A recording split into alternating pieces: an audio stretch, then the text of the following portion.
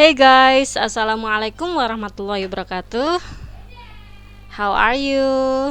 I'm fine here. How about you? Dari judulnya kak ini, kalian pasti sudah bisa menebak ya, mau bahas tentang apa Misuda? How to talk about daily activities. Kalau mengenai kegiatan rutin atau daily activity atau kegiatan sehari-hari, pasti tidak jauh dari tenses simple present. Untuk membicarakan tentang daily activities, ada 3 poin yang harus kita perhatikan. Yang pertama itu tensesnya yaitu simple present tense. Kemudian conjunction, ada beberapa conjunction yang akan Miss udah bahas nanti, hanya tentang conjunction antar kalimat ya. Yang ketiga adalah time signal atau tanda waktu. Simple present tense, what is it? Simple present tense is used to express habit or routine activities, factual report, and something true in the present. Habit or routine activities, kegiatan yang rutin dilakukan. Factual report, kebenaran umum atau fakta. Something true, berarti sesuatu yang nyata, yang sekarang terjadi. Contohnya, Aunt Dewi rides her bike to the city park on Sunday. Itu contoh untuk habit. Tante Dewi mengendarai sepedanya ke taman kota setiap hari Minggu. Bandung is capital city of West Java. Ini contoh untuk factual report, kebenaran umum. Bandung adalah ibu kota Jawa Barat. Yang ketiga, I am a chef. Berarti si penulis atau yang sedang berbicara ini, dia statusnya adalah sebagai seorang chef pada saat mengatakan hal ini. Formula untuk simple present tense, kita lihat ada affirmative, negative, interrogative. Affirmative berarti statement, negative sentence berarti kalimat negatif, interrogative kalimat tanya. Yang pertama untuk verbal sentence. Kenapa ibu sebut verbal sentence? Karena komposisinya dalam kalimat tersebut ada kata kerjanya. Subject plus verb 1 or verb 1 s es. Kapan menggunakan verb 1, kapan menggunakan verb 1 s atau es? Ketika subjeknya Ayu Dewi, kita gunakan kata verb 1 saja. Ketika subjeknya she it, maka kita harus menambahkan s atau es. Verb 1 plus s atau es. Contohnya Hana and Hani, berarti subjek berapa orang ini? 2 orang. 2 orang kata gantinya apa? Kata gantinya adalah they. They menggunakan verb 1 tanpa tambahan s atau es. Hana and Hani like Korean song. Contoh yang kedua, she goes to school at 6 a.m. every day. Subjek she, he, it, kata kerjanya ditambahkan s atau es. Verb 1 plus s atau es. Untuk negative sentence, formulanya subject plus do not atau does not plus verb 1 plus s. Hana and Hani do not like Korean song. Kalau yang tadi Hana and Hani like tanpa not, ini do not like. Karena mengapa menggunakan do not? Karena Hana and Hani subjeknya they. They itu tanpa s atau es, maka auxiliary verbnya pun menggunakan do. Ketika subjeknya she, maka di sini juga does. She does not go to school at 6 a.m. every day. Nih, notnya, does notnya diletakkan sebelum kata kerja. Untuk interrogative sentence, do or does plus subject plus verb 1 plus o plus object. Perhatikan baik-baik di sini. Kalau di affirmative dan negatif itu ada do atau does, itu tergantung subjeknya. Begitupun dengan interrogatif, hanya saja do atau does-nya diletakkan di awal kalimat. Do Hana and Hani like Korean song? Does she go to school at 6 a.m. every day? Paham ya contohnya? Ini untuk kalimat verbal yang ada kalimatnya yang ada kata kerjanya. Untuk nominal, subject plus to be is or am or are plus adjective or adverb. Contohnya, Filippo Inzaghi is a football player. Filippo Inzaghi adalah seorang laki-laki dan dia kata gantinya adalah he. he, maka to be-nya adalah is. Kalau untuk am, to be untuk siapa? To be untuk I. Kalau are, untuk they, we, and you. Seperti itu. Misal contoh ini kan Filippo satu orang. Kalau ini contohnya yang kalimat yang bawah ada AC Milan and Manchester, berarti dua klub. Dua klub ini kata gantinya they to be-nya are. AC Milan and Manchester United are your favorite football team. Lihat seperti formula di sini, subject plus to be plus adjective atau adverb.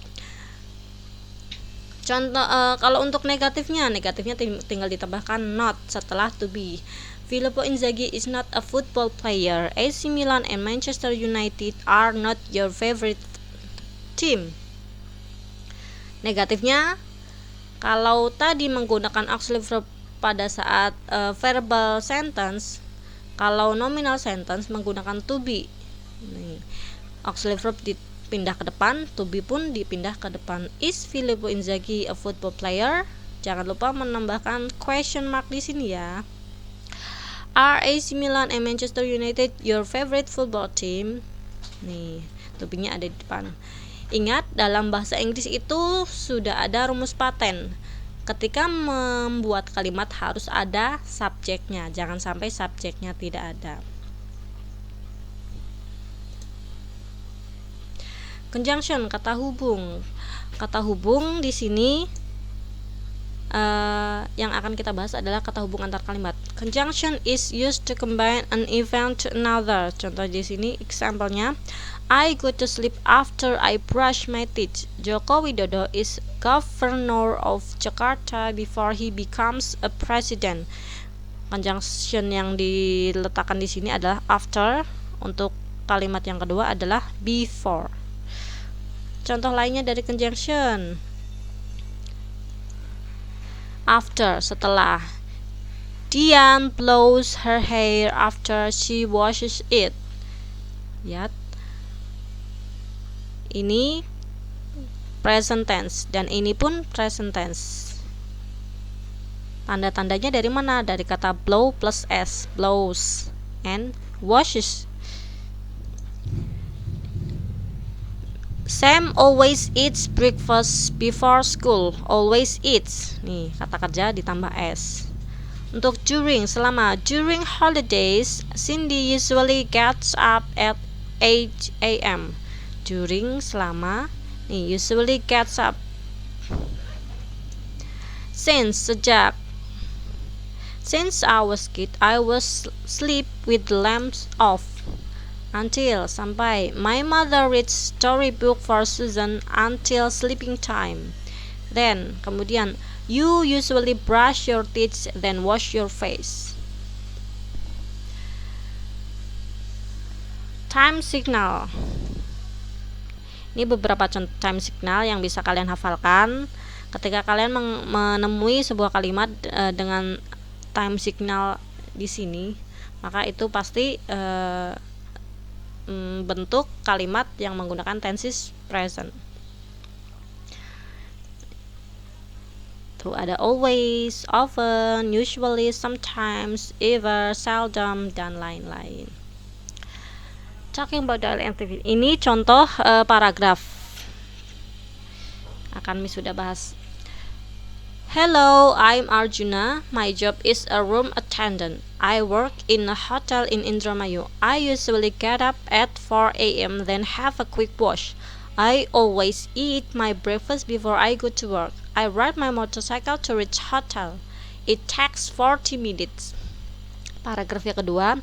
As a room attendant, I must do several preparations before I work. I must collect master keys, collect daily room allocation sheets, stock housekeeping trolleys, stock and store supplies, determine the order of cleaning of room, and identify any special requests.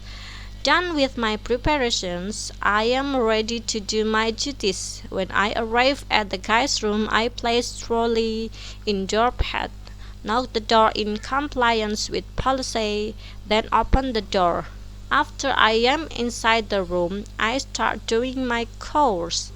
I get back at 5 p.m. then take a bath. I surf the net and chat my friends while waiting dinner time with my family. Sometimes I watch movie before go to bed.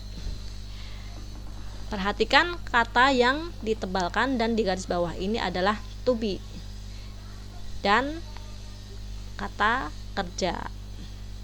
Sedangkan kata yang berwarna biru adalah keterangan waktu. Kalau untuk yang berwarna merah adalah conjunction. Ya, di sini ada before, ada when, then, after, while.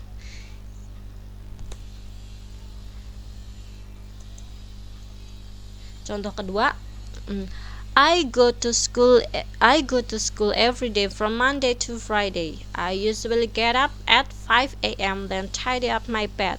My mother usually cooks breakfast while I take a bath. After breakfast, I go to school on foot.